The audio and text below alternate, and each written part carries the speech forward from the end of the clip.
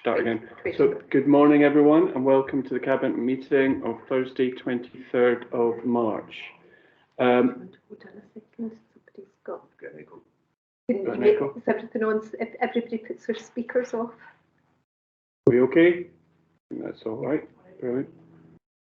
Is that a yellow card for Gillian McCartney there? Okay. Okay. So now, if we go into the agenda, apologies for absence, Katie, Councillor Pragnell. That's it. Declarations of interest, none. So if we move on to item 3 on the agenda, non-domestic rates, empty property policy, and this is going to be spoken to by Alison Ballingall. Have I pronounced that right? Thank you, Alison. Thank you. This report seeks Cabinet's approval for the non-domestic rates empty property relief policy. Non-domestic rates, NDR, often referred to as business rates, are levied on non-domestic properties subject to statutory exemptions and reliefs.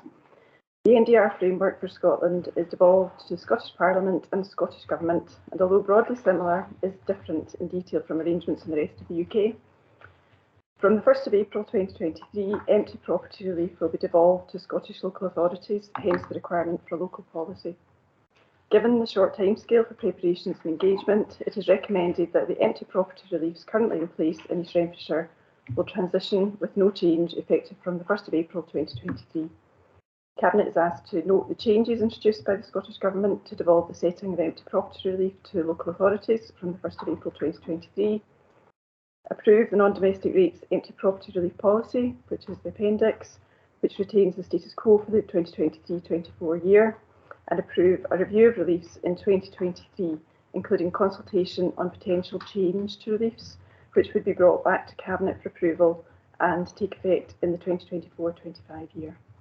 Happy to answer any questions. Thank you very much, Alison. Any questions on this? No. Alison, thanks for the paper. I think it makes perfect sense to defer this till we sort of understand what we can do with this. And I understand we're going to come back with a strategy in terms of what changes, if any, we make.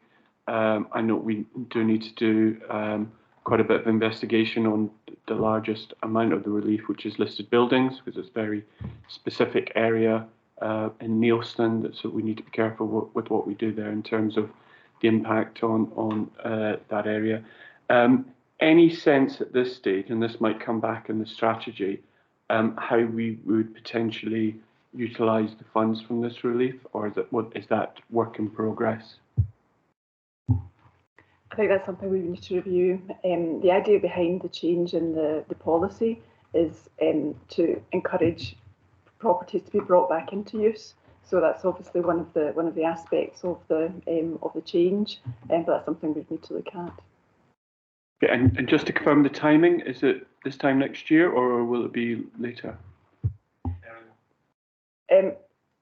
It would need to be at the very latest by this time next year. So I suppose it depends on the engagement and how that review goes.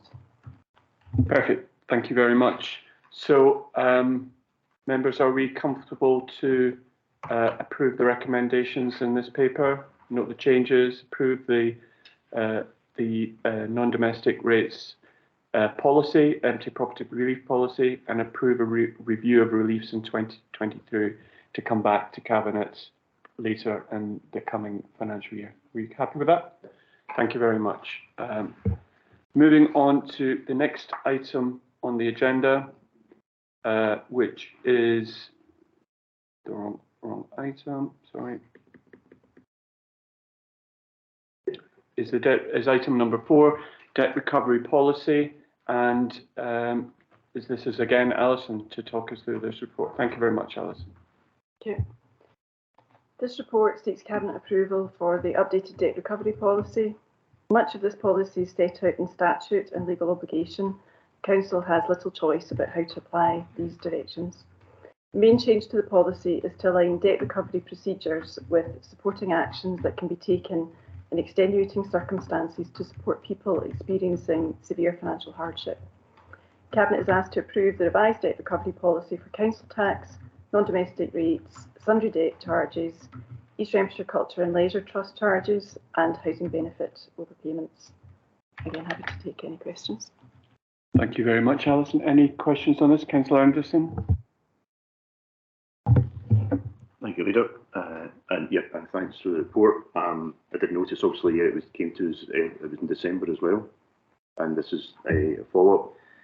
And I want to acknowledge that it does say it in there that it's incredibly difficult to get the balance right with gathering, because we have a duty to obviously fund the council and payment for services and council tax and everything. But at the same time, it's a very, very difficult time for people. And it was just when I was considering that, and I'm not sure if this came up separately or even in December, but very conscious then that we store quite sensitive information about people's circumstances and about debt. And there's two sides to this. The first side is credit reference agencies, in terms of are we legally obliged to supply them any kind of information about arrears or debt that people have accrued? But also when it comes to when we have new tenants, or do we do any financial checks on people to check their financial situation prior to them becoming a tenant? Or I know there's various different types of payments involved here, but could you answer that? Thanks. As a service, we do hold very sensitive information about people and financial circumstances, and that goes across Alison's team, but also the money advice and rights team, etc., which is also part of our department. But all of that is governed by our information governance policies, and we do data protection checks, etc. So that's all held and controlled very, very carefully. Don't think we proactively pass anything to credit reference agencies. No, there's nothing like that. We do participate in National Fraud Initiative, and the National Fraud Initiative takes information from a range of different agencies, including our own, and compares it to make sure, and gives us results back that help us understand whether there might be cases where maybe someone was entitled to single person discount for council tax, but actually they can see from other sources that there are other people living in that household. So we get those to investigate. So that would be how that information links up in the background. As regards tenancies, I think I might ask my colleague Phil if we do any checks such as you've asked before, if people take on tenancies, about whether people can pay rent or not.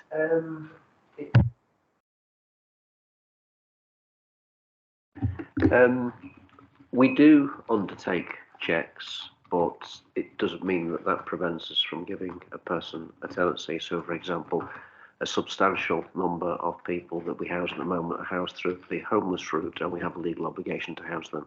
So, and it is an issue. It's not common, but it's not uncommon for us to be required to give a tenancy to somebody where we have doubts about their ability to pay, but we do provide them with assistance and refer them to Welfare Rights and the Citizens Advice Bureau. So we do all we can, but it's not a problem that we can always rectify. Yeah, that's fine. Actually, that's the kind of answer I think I wanted to hear. Possibly that we wouldn't prevent someone from being able to access a service. So great, thank you. Oh, Councillor Devlin. Just for the record, 60% of our tenants are on benefits, so the rental's paid through benefits. So to do a financial check on somebody, I don't think it would be the right thing to do. Thank you. To come back in. Yep, just on that, there are sometimes occasions where a person's entitlement to benefit could be complicated for the individual to access, so therefore entitlement to benefit doesn't automatically result in receipt of benefit. And on other occasions, people may have received deductions or sanctions by the DWP. So there are occasions where entitlement doesn't result in full payment. Okay, thanks for that. Alison, if I can, this debt recovery policy, March 2023, when was the last one and what has changed since then? If you could just clarify that a little bit, please. So the last one was in 2016, so it was a number of years ago. There's been very few changes to the actual policy in terms of what we've done here. We've tried to make it clearer. We've tried to maybe articulate things maybe a little bit more clearly. And I suppose the main change really is to do with the work on the extenuating circumstances. So what will we do in circumstances where people are experiencing the severe financial hardship? That's something over this last number of years we've realised that we do need to take some slightly different approaches to support those individuals. Thanks for that, Alison. That's very clear, and I think we all welcome the report. So, can I ask Cabinet to approve this revised debt recovery policy prior to implementation? Are we agreed? Councillor Dennehy? All agreed. Thank you very much. Moving on to the next item on the agenda, which is item number 5, trading under best value. And I think Barbara's going to talk through this. Thank you, Barbara. Thank you, Leader. Under the Local Government in Scotland Act 2003, the Council is required to consider its trading operations and on an annual basis determine those which should be regarded as significant. This report reviews the activities for the financial year 22-23. To be classed as significant, the trading operation can only apply to external trading and to those activities that are not statutory. In addition, the service has to be provided in a competitive environment and the recharge has to include an element of profit. In reviewing an operations classification, further tests of significance require to be undertaken using financial and non-financial criteria. Having considered these conditions, the result of the review is that, in line with last year, the Council has no significant trading operations in the current year. The Cabinet is invited to approve the position for 22-23. Happy to take any questions. Thank you very much, Barbara. Any questions from members? Councillor Anderson? Just thinking about, just trying to get my head around this and about what our trading operations that the council would do that then would be. And I was thinking about the trust, obviously, but it's a separate, that's why it's an arm's length organisation probably. I see nodding heads. Yes, it's a separate entity from the Council. The purpose of this report is to determine what level of set of accounts we have to do for these operations. And as the Trust has to do its own set of accounts anyway, and it's incorporated within the Council's accounts as part of the group, then that's covered as far as the Trust is concerned. Great, thanks. And also thinking about the green law, and it's commercial, is it not? And it's rents, but again, is that separate in some way? So we have commercial properties listed on the agenda at the back, and it's below the level of financial turnover. That's the key thing. It's a problem. Right. Perfect. That was going to be my question as well. So, so thanks for that, Councillor Anderson. So, unless we've got it, have we got any other questions on this report? So, are we happy to recommend that we approve that there are no trading services operated at the council that should be classified as significant? You agreed? Thank you very much. Thanks very much, Barbara. Moving on to the next item on the agenda, which is item number 6, which is the proposed lease at Cowan Park, and Phil's going to talk to this. Thank you, Phil. Thank you. The purpose of this report is to ask Cabinet to approve the proposed lease of the former Gate Lodge at Cowan Park, Barrhead, to the charity Include Me Too. Members will perhaps be aware that the Gate Lodge at Cowan Park has been derelict for a number of years. Following a community consultation and engagement exercise, it highlighted that the refurbishment of the Gate Lodge was a priority for the local community, and their preferred uses of the Gate Lodge included a cafe, public toilets and a social enterprise hub. Consequently, the council issued a call for expressions in July 2019 to over 260 local community groups and social enterprises as to seek any proposals as to how the Gate Lodge could be used. Include Me Too came forward with a proposal, and their business case resulted in their selection as the preferred occupier, and that process was completed in October 2019. The total project costs are £1,193,000, with £700,000 of that being contributed by the Scottish Government. A temporary licence to occupy was given to Include Me Too on the 3rd of March 2023. The project, in addition to regenerating the derelict property, will provide a enterprise and community hub, which will provide a cafe, public toilets, community space for hire, hot desking and meeting spaces for hire, a cycling hub and bike hire and a bike maintenance scheme, and also skills development training and work with employability. Include Me Too have requested to lease the building at a peppercorn rent of £1 per year for the next 30 years.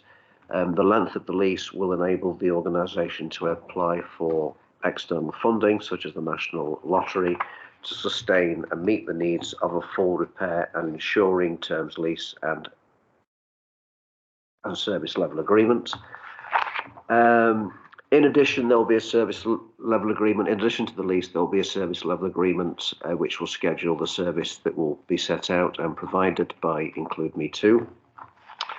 The intention is that the building will be made available between the hours of 9 AM and 9 PM from Monday to Friday, and from 8 AM to 6 PM at the weekends. And there'll be access to the public toilet 7 days a week from 9 AM till 5 PM. And the need for access to public toilets has been a long-standing requirement for users of the park. I would wish to point out to Cabinet that in April 2022, Cabinet agreed a paper which said that leases at £1 a week would be limited to 52 weeks, and thereafter, if the tenant wanted to remain in the property, they would either need to pay a market rent or consider options on the community asset transfer process. Therefore, the terms of this proposed lease to Include Me Too are contrary to that policy, and I need to point that out. However, Cabinet may wish to note that the negotiations of the current lease to Include Me Too began in 2019, which was 3 years prior to the implementation of the revised policy in April 2022. One of the reasons the negotiations took so long wasn't the negotiations per se, but Cowan Park Gate Lodge was included as common good, and that required a fairly lengthy legal process to remove the common good element of that piece of land. Legal services have advised that the Cabinet is in a position to competently approve the proposed length of lease, even though the recommendation is contrary to council policy. The reason for that is the policy in itself was approved by Cabinet, and as such, Cabinet has sufficient standing in the council's hierarchy to approve this deviation from policy. So to conclude, the proposed lease will bring the vision of a newly created social enterprise and community hub within the renovated Cowan Park Gate Lodge to fruition. Include Me Too will provide public toilet facilities, a cafe provision, and many more social, economic and community benefits to the park and the wider area. And as such, I'm happy to recommend this report to Cabinet. Thank you very much, Bill. Any questions? Councillor Devlin. Leader. I mean, I welcome a paper. I think it's a great idea, and it's going to be a massive asset to Cowan Park. One thing concerns me, that's common goods. I mean, correct me if I'm right or wrong, there's a differential between the Eastwood side to the Barrhead side when it comes to common good land. Is that right? I don't believe so. Common good applies to individual pieces of land, not necessarily whether they're located in one part of the local authority or the other. Remember that they carry on the school about school from the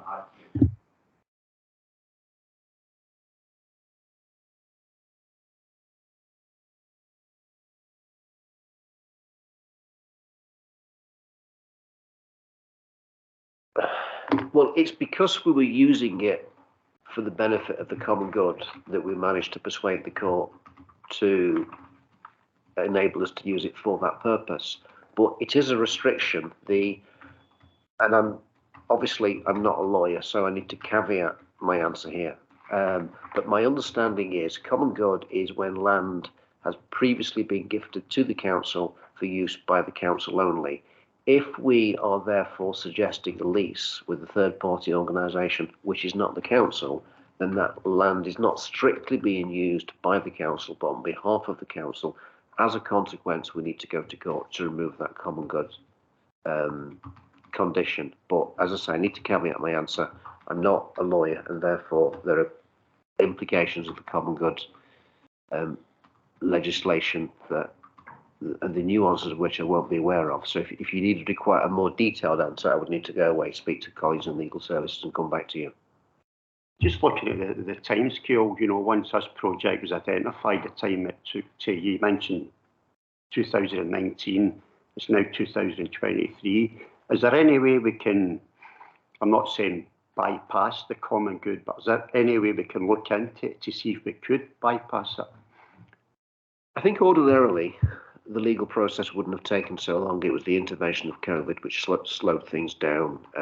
Legal processes were often only essential activities were being undertaken by the court. So I think that the delay is more to do with the intervention of COVID as opposed to common good per se.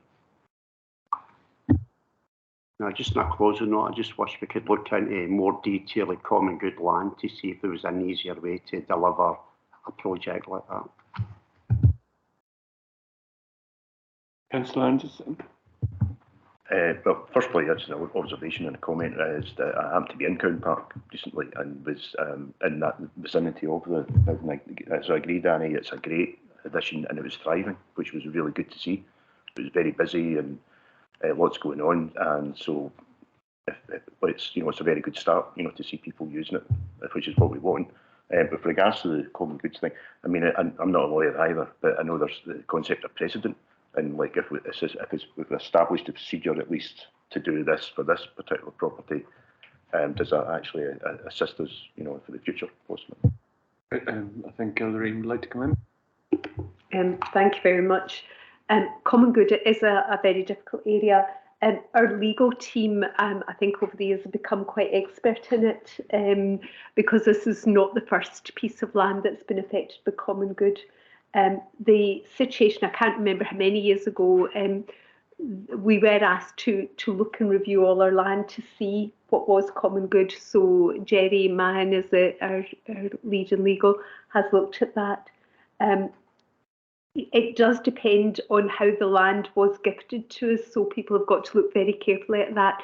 But it is very much a legal process, and our lawyers are quite expert in it, so they will look at every possible way to make sure that a good use of the land that's within the spirit of common good, which this is, and would get taken through.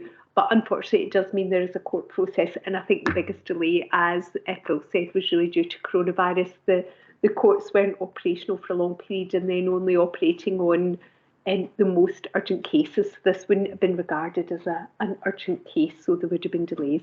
So hopefully that won't happen again in the future. Thanks very much, Lorraine.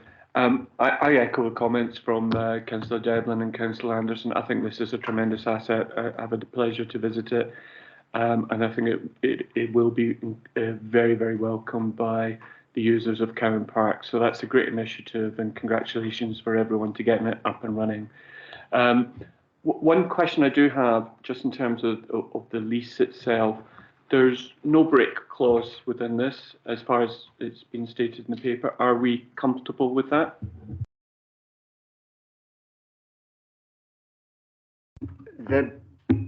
I will need to confirm. I think there may be conditions under which there could be a break clause, but I would need to come back on that question. If you can come back on that separately, then that's fine. Great. Okay. So if there are no further questions, which doesn't look as if there are, can I ask Cabinet to note the Court's approval of the Council application to remove Cowan Park Gate Lodge from the Barrhead Common Good Fund, approve the proposed lease of the former Cowan Park Gate Lodge to the charity Include Me Too Club, approve the proposed terms of the lease at a peppercorn rent of £1 per annum for 30 years, and delegate to the Director of Environment in consultation with the Chief Officer of Legal to finalise negotiations and conclude the proposed lease. Are we all comfortable and agreed with that? Thank you very much. So moving on to the final item on the agenda, which is item number 7, which is the East Renfrewshire Council City Deal Programme updates. And Gillian's going to take us through this paper. Thank you very much, Gillian. Thank you. Purpose of this report is to update Cabinet on the progress of the Council's City Region funded projects. So I'm asking Cabinet to note the success of the 3 completed City Deal projects. Note the progress of the remaining 3 City Deal projects and agree to delegate authority to the Director of Environment for the submission of 2 business cases to the PMO for approval and to release the next phase of project funds, and the 2 projects there are dated at C1 and 2.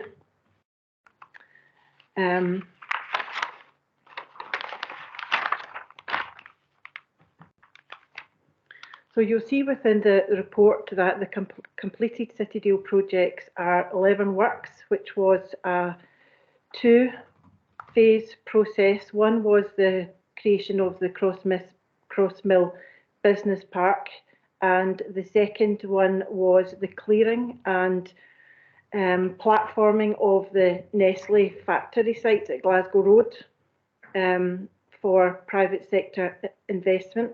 So obviously, at the moment in time, Crossmill has been completed, and very happy to say that the Nestle factory site is well under construction, and the first 8 local residents have secured jobs within Baines the Baker, which is the first facility that will open up within the parade. So the third completed project is the Greenlaw Works, which I think you've all been to see it, and we're at more than 80% occupancy at the moment, and the next project that we will work on will be the opening of the co-working facility, which is on the ground floor of and again, you've already been to see that, so look forward to doing that. Our 2 completed to carry on the Balgrystone Road improvement project has completed on site. So this is to support both the new train station in Barrhead South and also to support the new and currently being built community at Barrhead South as well. So the 2 projects that are still in project is the new railway station at Barrhead.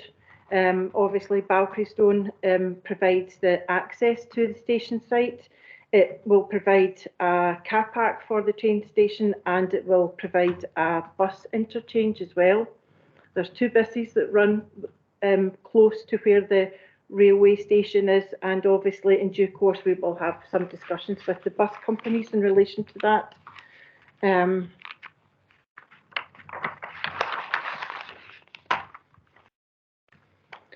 So the good news is Network Rail and has outlined design options, which we have had a look at, and there is a couple of pictures attached to the report that shows a kind of fairly basic outline of what a potential station could look like. That's not the final plans.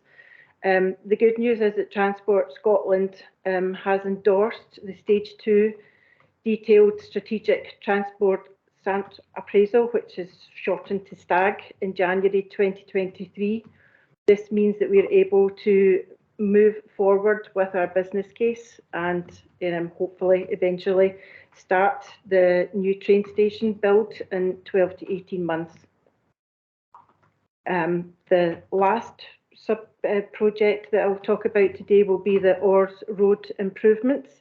This has been delayed for a number of years, COVID, increase in costs, and just some difficulty of working in partnerships with Scottish Water, and there's a lot of requirements that we have to cover before we can have our joint agreement for the work on Orrs Road.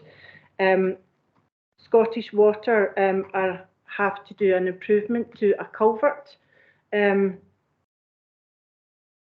their Scottish Water land. They're required to do this by SEPA. So rather than having the Orrs Road shut for 2 major pieces of construction, it was decided it would be better to have it closed once and allow both projects to go forward. That has created a bit of complexity as well that we've obviously had to work through.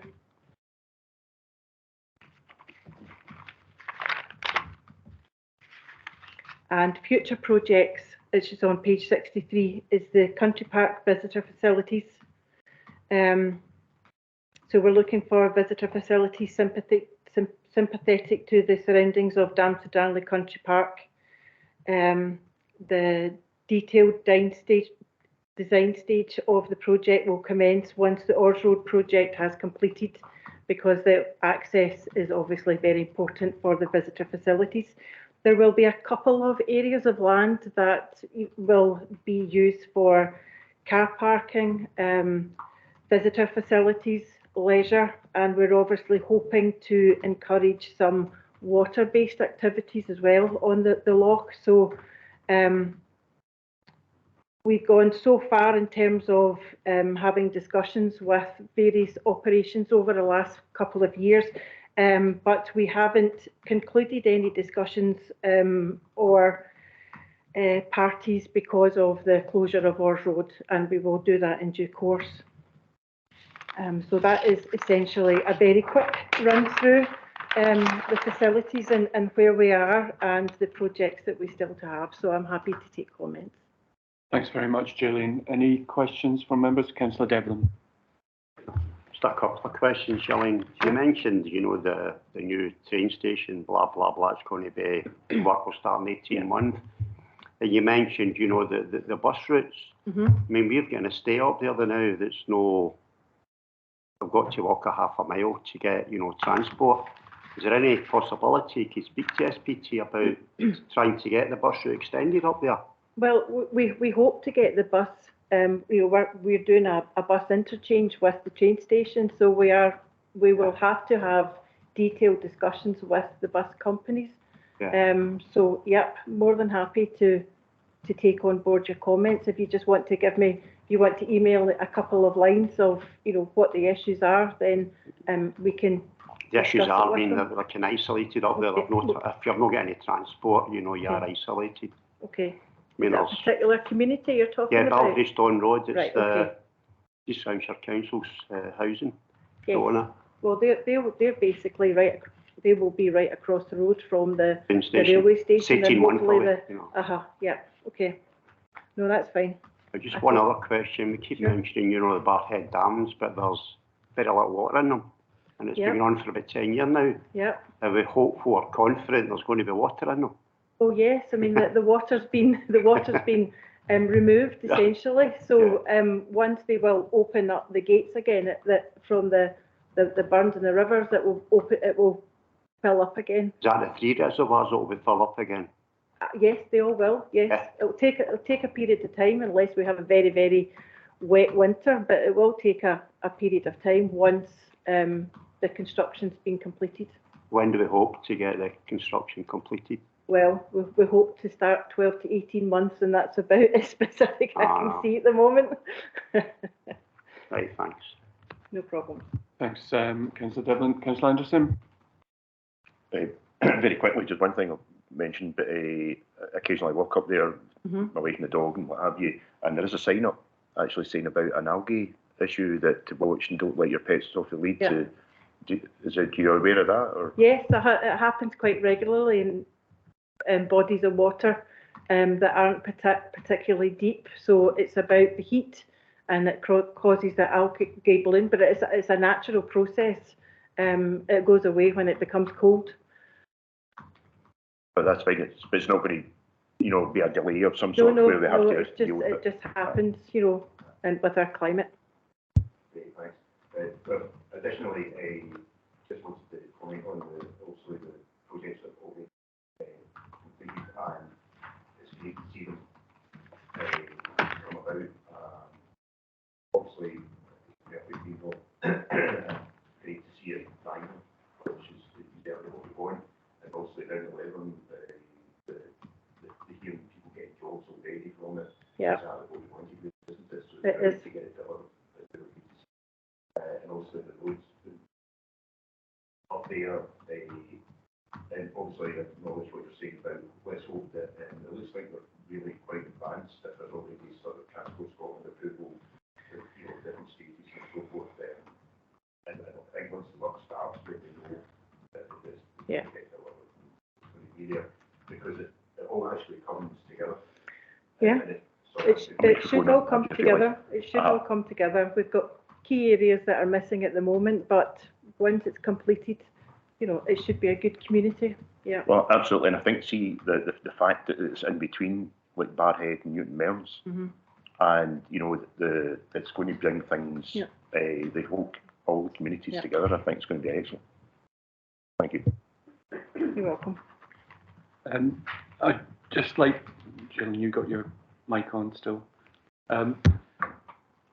I think we have to give credit to everyone involved in the City Deal. You know, there's a long-term planning behind these initiatives, and it's great to, as Councillor Anderson said, it's great to see them come to fruition and to see them having the impact that we planned. That's a great success. So really well done to everyone involved. I know we've been disrupted with COVID and the likes, but we're getting there, and you know the end's in sight, which is wonderful. I think also credit, and I don't know if Lorraine wants to talk to this in terms of partnership working with the City Region has been very helpful in actually helping to fund this and to get it up and running, and has given us good governance around these projects as well. One question I've got, because it was really raised in Barrhead News yesterday about the timing of of Barrhead South train station, which again I echo Councillor Anderson's comments. I think this will be brilliant for the area and brilliant for east-west connectivity across the council, which has always been an issue for us. So I don't know if you could just clarify for the record where we are on the application status and when we expect to start the works, and when do we think that station will be operational? There's a whole level of administration that goes round with putting something like a new station, rail station, into the existing facilities. So we had to do the GRIP process, which relates to timing of trains leaving and going into Central Station, which is quite pressured at the moment. And then we had to do a couple of STAG processes, which is a strategic transport appraisal as well. So that has taken, it takes a long time to get through these processes and get approval on the other side of it. So as I say, we have already completed Balgrystone Road, so the access is already there. The car park will be there, and the bus interchange. So basically what is left is to build the train station, because everything is there. We're in detailed discussions with Network Rail. They are likely to be the organisation that will build the station, because why would we build it when we've got Network Rail with that experience? So we will be their funding partner, and they will carry out the construction. So I think that's likely to mean that that the timelines will hopefully be kept to. So, but we're still looking at between 12 and 18 months before we actually start on site. Once we're further down the road with Network Rail, then we'll be able to hone in on a kind of starting date at some stage, but we don't have that at the moment, and I wouldn't want to raise expectations that it's going to be within the next couple of months, because I don't think it is going to be. It will just take its time. Okay, and this is a process we're going through. We've got no sort of huge reservations that it won't happen. We just have to go through due process to get there doesn't appear to be at the moment, and Network Rail are very keen to have the train station. It's a new asset for them, and they are keen to build it for us. Great, very exciting. I don't know, Lorraine, do you want to come in on City Deal and partnership working? Yeah, thanks, Cedar. Julian, your mic's still on. Thank you. I was involved in this from I don't know what year, but I think 2012 we started working with City Deals with final announcement in 2014. And what I've seen over the years is that partnership working really gel, come together. And I think the 8 councils who are involved in the city region are working incredibly well together. And we're using the region as a default for much of economic development to plan at that area. And I think for us that's really important because a lot of our residents go into, well, in fact, I would say most of our residents actually go into the rest of the city region area for work, whether they're going to Glasgow, whether they're going to Renfrewshire, one of the Lanarkshires. So that join up of employment opportunities and growth opportunities and planning at a city region level has been really important. I think we're also at the start of a really exciting process about how we can take that forward for the benefit of our residents. As we go forward, those relationships are very strong. And the partnerships with other bodies such as Scottish Water, Scottish Power and all those other organisations have really strengthened as well. So I think we're in a great place. One of the other projects that's not in our area but I'm involved in is the funding we've got as a region for an innovation accelerator. And that some of the details of that have just been announced recently. So where none of the projects in our area, I would expect that many of our residents get the benefits of those projects either through direct jobs or from jobs that will be created because of the innovations funded. So I think we've now got a great setup for further funding. I suppose my message would be these projects were good because we had them almost ready when City Deal was announced. So I think the importance of my recommendation to everybody is keep working on these aspirational projects, even though money's very tight. But if we don't have the aspirational projects worked up and developed, we won't be ready when funding becomes available. So keep working despite the very difficult financial circumstances we're in. And City Region's a great tool opportunity for us to actually get funding for the next stage of whether it's City Deal 2 or whatever it is. Thanks for that, Lorraine. Councillor Anderson. Can I just ask then, Bruce, from our point of view, in terms of obviously so keeping focus on things and the partnership working, and so from our point of view, SBT, City Region, is that where we need to make sure that we contribute to and keep focus on things to make sure that progress is, it is complex, as Gillian said, so that, but obviously we want to help and want to make sure that I appreciate all the areas are working together, because I do think the fact that train station is significant because and people see a really good leisure facilities and everything up there, then if we deliver this, we're going to get people coming up from Muir End who can just hop on a train and get up to this place, and so that all the areas are going to benefit from it. So it's just how can we help deliver it? So I think there's a couple of things. I think thinking big of that planning across the region, because lots of our projects that we work on, if you think Dams to Darnley, Country Park is actually partly in Glasgow. So how do we join that up so that we're getting the biggest bang, the biggest development for that? Because it won't work if it's just the East Renfrewshire bit of Dams to Darnley Country Park that develops. So how do we join up? How do we look particularly at transport across the region? So I think it's, even though the project's in our area, thinking about the regional contribution of those and thinking specifically what part does East Renfrewshire play in that region? A lot of the economic growth and say the high-tech jobs will be in Glasgow and Renfrewshire at the moment, with some of the work in Renfrewshire, the advanced manufacturing work, they're doing it in Shannon. But how do we make sure our schools join up with that? Because our schools are absolutely excellent at STEM, the technology subjects. So how do we make sure our young people are coming out ready for the jobs for the future? So there's a join up there and the particular contribution and strength we've got to play to the region. And then I think, importantly, politically, City Region operates at a number of levels. But the top of that hierarchy is the political meetings where the 8 leaders meet to discuss City Region projects. And I think those are crucial in terms of that looking to the future and think, where can City Region go in the future? And it has been really successful because when new things have come up, we've gone to the government and said, plan at City Region level, we've got everything already, we've got all the governance in place. That's particularly why when the education improvement collaboratives come forward, we went and said, we've got the setup ready, come and do that at City Region level. So I think politically there's a big point to play in planning at the City Region so that we can get real benefits for East Renfrewshire. And with regards to transport, sorry, like, is it Transport Scotland then, or is it SPT, or to make sure the transport ties in with it? Both. Transport Scotland is absolutely critical for us. SPT have got a specific role within that. But there's another project that's coming through City Region, which is the Metro project, which I encourage everybody to learn more about.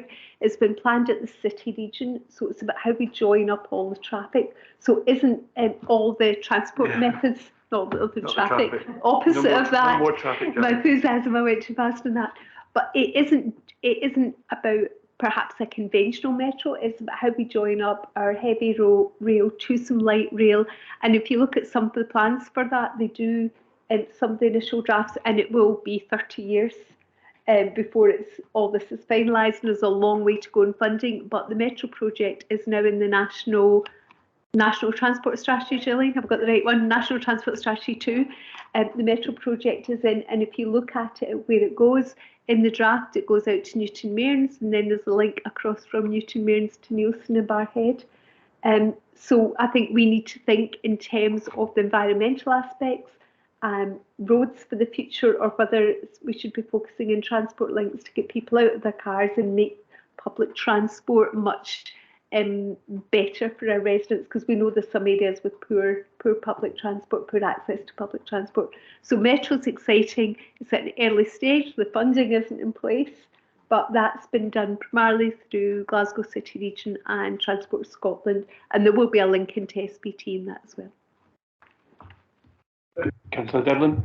Thanks, Leader. Just one question. I mean, you mentioned, Lorraine, the joined up working when it comes to the country park, Darmstadt Darnley Country Park. There used to be a group formed at one time. Whatever happened to that group? I don't actually know. I'll go to Gillian, because although I'm saying there's opportunities, I think it's perhaps a higher priority for us than Glasgow at the moment. But Gillian, there was a group. There was, I remember Councillor Gilbert was on the group in previous times. Yeah, there was a project board when we started Darmstadt Darnley, so that goes back to the kind of original Greenlaw development. So there was a kind of an agreement there between Glasgow and East Renfrewshire in relation to the country park. So yes, there was a group, yep, and that the group was used as a kind of discussion forum, talking about projects, seeking money as well at that time. I think it possibly just disappeared before COVID. I really can't remember. The Councillor Gilbert was definitely the chair, I think, at one point. I actually can't remember off the top of my head why it disbanded. I can find out for you, yeah. We can perhaps look into that, but also I think it's been, the Darmstadt Darnley Country Park is a really important project for us once our road done, so that's the big thing to get, once that's done. So I think maybe once that's done, it would be time to be engaged with Glasgow again. Sorry, I mean, we're talking about, joint projects. I mean, surely that group would be beneficial to start up now rather than after, obviously projects are being implemented. So the project has a project officer who devises projects with obviously our colleagues in Glasgow, and we have rangers, and the park is used by a whole range of stakeholders. We do have local groups who come in. We have people who come in to, for example, to clear out the water bodies that are down at the lower part of the park.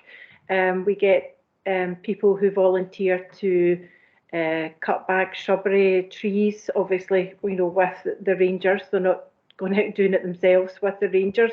So there is a community within the park that does actually do projects, do maintenance work with the rangers, and we have a group of GPs that send patients out for almost like a kind of outdoor gym to increase their health and well-being as well. So there is a lot of stuff that goes on that maybe is just not particularly well publicised.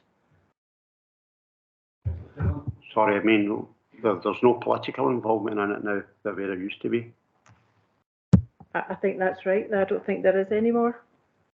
Would you like officers to have a look at that again in terms of whether there should be or not? That's fine, thanks. Any other questions? Gillian, again, I congratulate you on this report and the progress you and your team have delivered.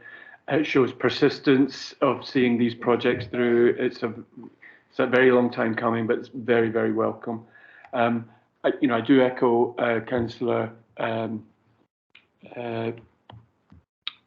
Councillor's comments on bus transport. That's a here and now issue.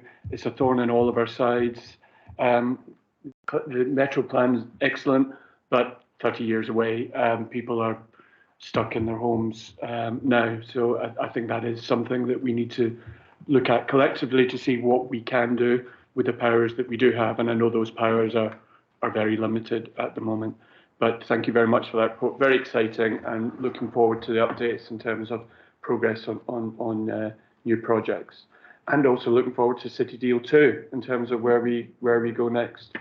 So if I can ask Cabinet to note the success of the 3 completed City Deal projects, note the progress of the remaining 3 City Deal projects, agree to delegate authority to the Director of Environment for the submission of the 2 business cases to Glasgow City Region Programme, and note that the Cabinet will receive further updates on progress. We agreed with those? Thanks very much, Gillian. Agreed. And that brings us to the end of the meeting. Thank you all for your time today. Thank you very much.